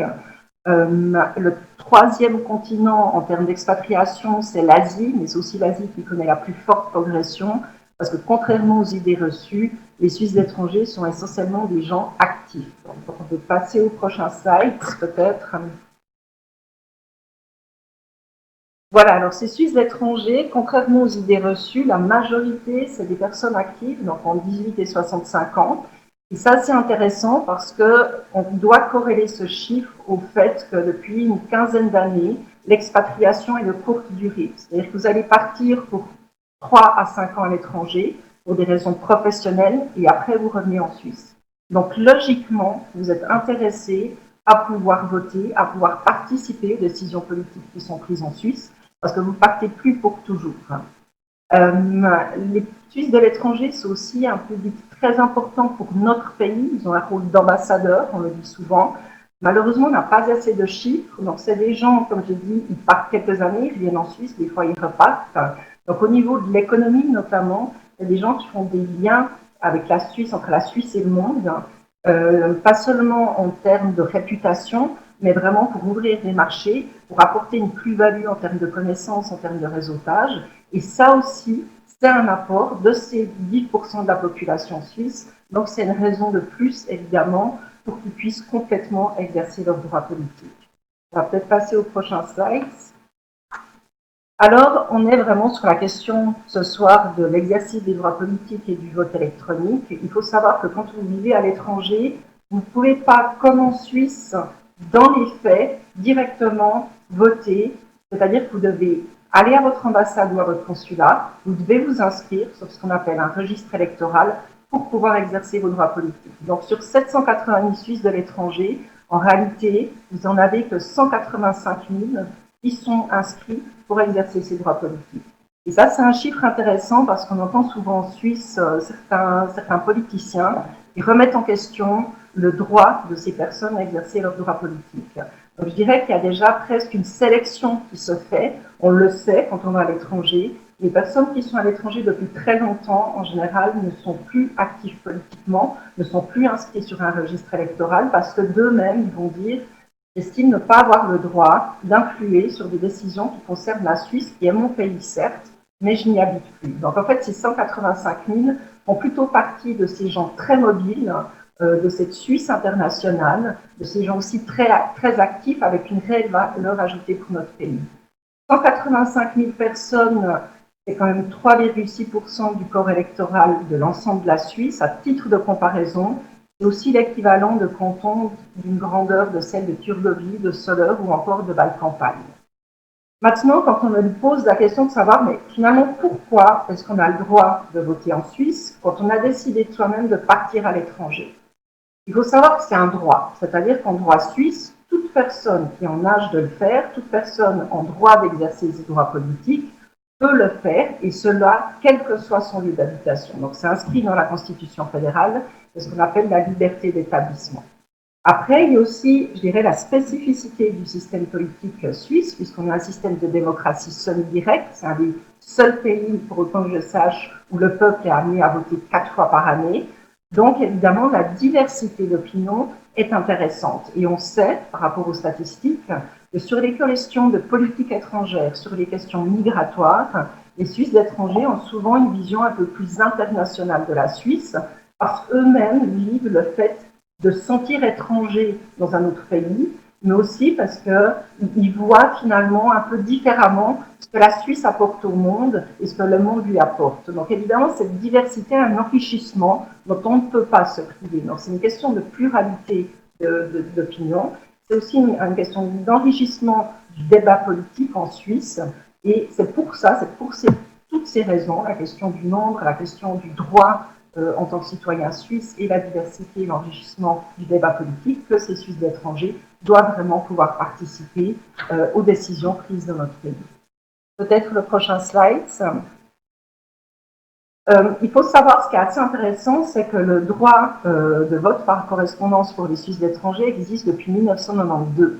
Et dans la loi sur les droits politiques pour les Suisses d'étrangers, au moment où ça a été mis en œuvre, il y a toujours un message d'une loi. Et ce message dans la loi disait, mais finalement, s'il n'y a que 20 à 25 000 Suisses de l'étranger qui s'inscrivent pour voter en Suisse, ben, ça sera déjà un succès d'avoir cette loi sur les droits politiques pour les Suisses d'étrangers. Il faut se rendre compte qu'aujourd'hui, ils sont 8 fois plus nombreux. Donc, ça montre vraiment cet intérêt de ce public pour ce qui se passe en Suisse. Dans les faits, on peut se dire, mais il y a le vote par correspondance, on se rend compte que dans les faits, même dans des pays limitrophes, très souvent, les Suisses d'étrangers reçoivent la documentation trop tard. On a souvent des retours après les votations pour les gens qui habitent en France, qui habitent en Italie, en Allemagne. Donc, ce n'est pas des pays exotiques. Et comme je l'ai expliqué, du fait qu'on veut et qu'il est important qu'ils puissent s'exprimer, le seul moyen actuellement pour permettre à ces Suisses d'étrangers de se faire entendre et de donner leur opinion, c'est vraiment l'introduction du vote électronique. Notre organisation, l'OSE, n'est pas du tout contre une autre solution, mais actuellement, ils sont tout à fait évidents. C'est la seule solution qui permettrait à 180 000 personnes d'exercer ces droits politiques. On a vu, parfois on se pose la question de savoir si réellement le fait d'avoir le vote électronique ou pas a une influence sur le taux de participation.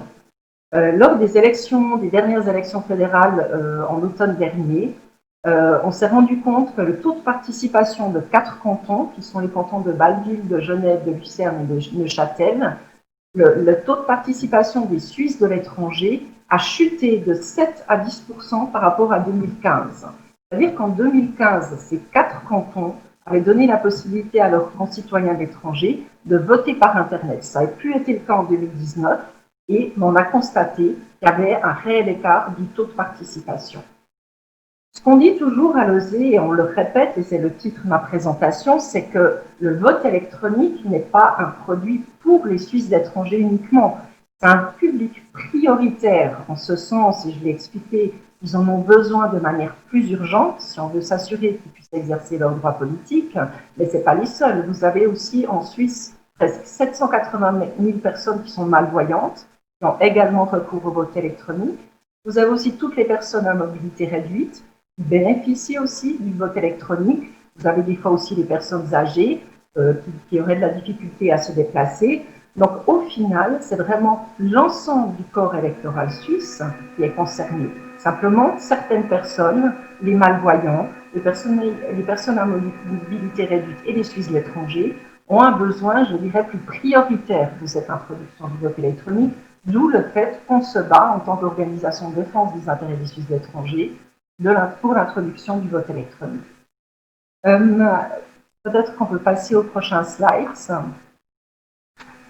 Ce qui est assez intéressant, enfin, malgré la situation de pandémie actuelle qu'on connaît dans le monde entier, c'est qu'on s'est rendu compte à quel point finalement nos démocraties sont relativement fragiles dans une situation de pandémie comme on l'a vu. Alors on a vu que les votations populaires du 17 mai ont dû être annulées, elles seront reportées en septembre en espérant que ce soit faisable s'il n'y a pas une deuxième vague de coronavirus. On s'est rendu compte pour la session extraordinaire du Parlement ainsi que la session de juin que ça se fera à la BEA de Berne. Ça veut dire aussi que les lobbyistes accrédités ne pourront certainement pas aller sur place, les journalistes parlementaires peuvent difficilement le faire leur travail. Finalement, c'est aussi un peu une restriction de ce jeu démocratique. On sait aussi que cette pandémie qui nous touche tous actuellement au niveau mondial, il y a énormément d'inconnus. On sait que la question de la distanciation sociale va certainement durer en tout cas 6 mois à 1 année. Il y a des possibilités de résurgence périodique du coronavirus. Donc en fait, il y a un ensemble de variables et d'incertitudes liées à cette pandémie qui finalement mettent surtout en avant le fait que nos démocraties peuvent être complètement bouleversées par ce type de virus et ça remet vraiment en question le déroulement démocratique, le processus démocratique. Donc il est important de renforcer les outils de la démocratie en ligne. Ça peut être le e-collecting, c'est-à-dire la récolte de signatures en ligne. Ça peut être la e-administration. Neuchâtel avait un guichet unique pour son canton. Ou évidemment la question du vote électronique. En ce qui concerne la question sécuritaire, on en a pas mal parlé. Notre organisation ne s'est jamais positionnée sur la question de la sécurité. On a toujours dit que la sécurité devait être assurée. On a toujours dit qu'on faisait confiance aux acteurs qui étaient chargés d'assurer la sécurité du système. Donc en priorité, évidemment, la chancellerie fédérale et les cantons concernés, ainsi qu'en l'occurrence la Poste. Auparavant, il y avait d'autres systèmes. Mais la question, cette question de pandémie pose des questions plus larges aussi, et Madame Gagnon-Morel l'a bien rappelé, c'est la question de la centralisation, d'une gestion centralisée du vote électronique qui doit être posée. Et finalement, toutes les déconvenues qu'on a eues sur le système du vote électronique, vous l'avez rappelé au début, ça fait 20 ans qu'on a débuté avec ce projet. Finalement, on n'a jamais été aussi, on n'est jamais autant retourné au point de départ qu'il y a 20 ans. C'est un constat quand même assez consternant. Et là, je vais passer à mon dernier slide. Il y a la question en fait des attentes de notre organisation par rapport au vote électronique. Donc, par rapport à la Confédération, on demande que la Confédération qu'on ait un système de vote électronique qui soit mis en place pour les élections fédérales de 2023, que la Confédération, donc le Conseil fédéral, dépasse son rôle actuel de régulateur et qui prenne réellement le leadership. Donc c'est vraiment la question. Actuellement, on a une logique, Myriam Hochstetter nous a expliqué, ça vient du haut vers le bas, et on demande qu'on change la logique. Donc ce soit une question de leadership pour assurer le développement et la mise en place d'un système de vote électronique. Et on demande enfin au Conseil fédéral d'assurer le financement du développement et la mise en place d'un système de vote électronique qui soit évidemment sécurisé. Pour les cantons qui n'ont pas encore adapté des législations permettant de procéder au vote électronique, on leur demande évidemment d'adapter leur constitution cantonale. Ce texte, en fait, que vous voyez, c'est un extrait d'une résolution qui a été adoptée le 16 août 2019 par le Conseil des Suisses de l'étranger. Le Conseil des Suisses de l'étranger, c'est, si vous voulez, le Parlement, c'est notre organe suprême, c'est-à-dire que dans le monde, vous avez 650 clubs suisses qui sont reconnus par notre organisation, qui tous les 4 ans organisent des élections, et vous avez 120 Suisses de l'étranger qui sont élus pour la législation de 4 ans et qui siègent en Suisse, qui sont habilités à prendre des décisions. Il faut savoir que le Conseil des Suisses de l'étranger est reconnu officiellement par les autorités fédérales comme organe qui parle au nom de tous les Suisses de l'étranger. C'est avec plaisir que j'ai entendu Madame Gagneux-Morel rappeler qu'elle estimait important que la Confédération, les cantons devaient définir des critères clairs, devaient reprendre le développement d'un système de vote électronique et introduire ce système, et puis que les cantons devaient s'unir autour d'un même système, devaient absolument améliorer les processus de collaboration et les processus de communication, parce que finalement, au bout de 20 ans de tests, c'est quand même ça qui ressort, c'est que finalement, peut-être que les acteurs n'ont pas assez parlé d'une même voix, n'ont pas assez expliqué la nécessité de ce vote électronique, ils ne se sont pas assez concertés pour justement remédier aux différents problèmes qu'il y a pu avoir. Voilà. Je ne sais pas si vous avez des questions. J'ai essayé d'être brève. Un grand merci, Madame Ariane Rustichelli, pour votre présentation, voilà, qui montre tout le travail qui est réalisé, c'est vrai, pour être à l'écoute de ce 10% de la population qui habite à l'étranger. Donc, place aux questions. Je vois qu'on a perdu 4-5 personnes, mais dans les grandes lignes, les gens ont attendu jusqu'au bout. Donc, 1000 excuses déjà pour les quelques minutes de retard. Je crois qu'on peut être très reconnaissant déjà. Donc, ce que je vous propose, c'est que si vous avez des questions, n'hésitez pas à les poser dans le chat. Et peut-être, je vais revenir sur cette question déjà de Raphaël. Donc, l'un de vous 4 pourrait y répondre. Donc, sa question était sur la base légale, sur le consentement éclairé du citoyen. Je ne sais pas s'il y a quelqu'un qui a à même d'y répondre. Si ce n'est pas possible, on pourrait très bien vous répondre peut-être dans un second temps. Voilà, si vous le souhaitez, je peux dire un mot, mais c'est qu'un éclairage sur la question. Donc, effectivement, cette thématique du consentement éclairé, c'est une thématique qui est maintenant partie importante de la nouvelle loi sur la protection des données, tant au niveau européen qu'au niveau fédéral et bientôt aussi dans mon canton. Ce qu'on peut dire par rapport à cette thématique et liée au vote électronique, c'est que un votant qui utilise le vote électronique, il ne donne pas plus d'informations sur ses données personnelles qu'un votant qui vote de manière classique. La seule chose qu'on sait de cette personne, c'est qu'elle a voté. On n'a pas d'autres informations qui sont collectées sur les personnes. Et ça, c'est la même chose que lorsqu'on vote soit par correspondance, soit à l'urne directement. Donc, je n'ai pas l'impression que la thématique en soi, elle soit particulière pour le vote électronique. Toutes les informations qui sont collectées à l'issue ou dans le cadre du processus, elles sont découplées, comme on vous l'a montré dans les différentes présentations, elles sont découplées de leurs auteurs, à quelque sorte, ou de leurs propriétaires. Donc, j'ai l'impression, mais peut-être que j'ai mal compris la question, que ce n'est pas forcément un thème qui est particulièrement crucial dans ce domaine-là, mais qu'on me corrige si quelqu'un voit les choses différemment. Terminé. Peut-être je pourrais faire un petit ajout. C'est aussi clair que personne n'est forcé d'utiliser le vote électronique. C'est vraiment le choix de la personne et en principe, elle a tous les canaux de vote pour voter. Elle peut choisir si elle veut utiliser ce canal de vote électronique ou non. Merci, Madame Stettler, Madame Gagnon-Morel. Il y avait une question de Monsieur Patrick Antonietti. Est-ce que d'autres pays sont plus avancés que la Suisse dans le domaine du e-voting? On parle souvent de l'Estonie, entre autres. Qu'est-ce qu'il en est et pourquoi au final, je profite de compléter cette question par une question qui me vient, mais pourquoi au final d'autres pays sont plus avancés que nous?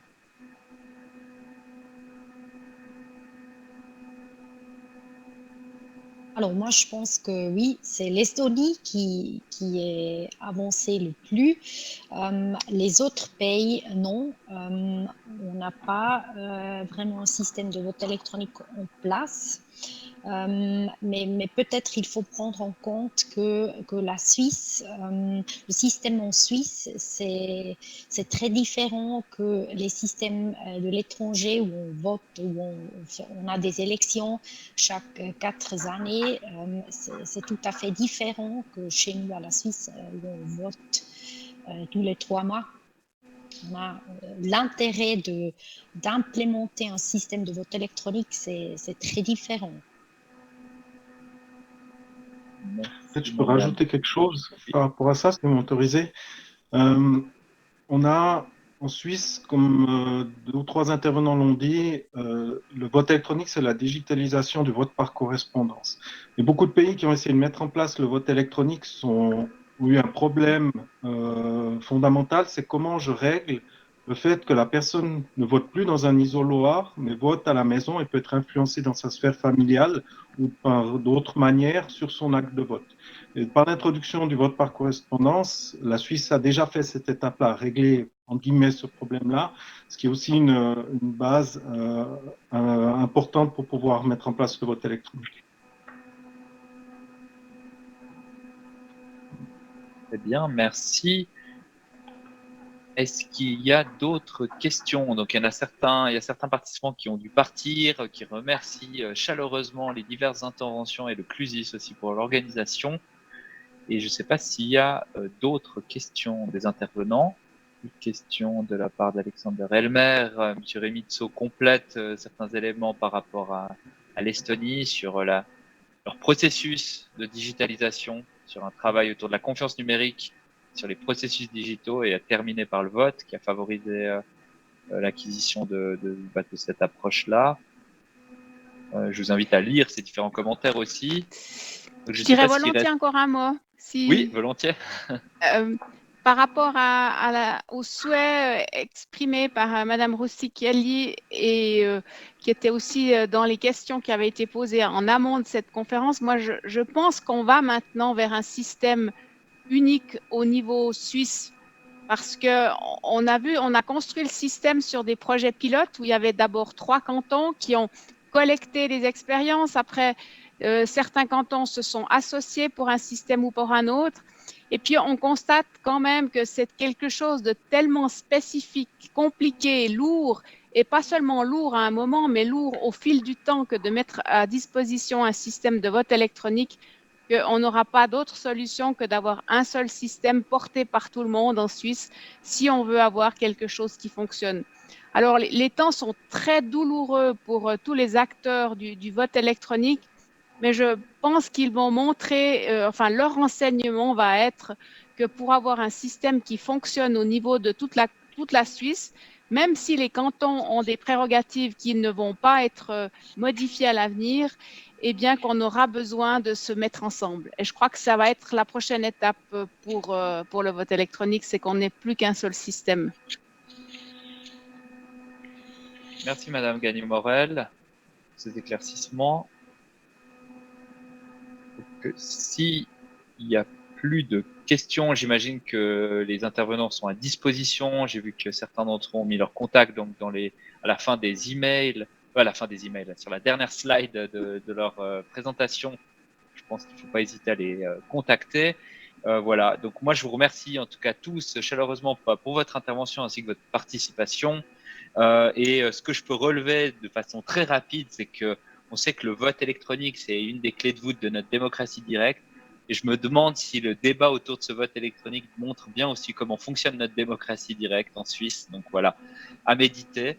Je trouve en tout cas extrêmement intéressant. Me réjouis de voir un petit peu la suite de ce dossier-là.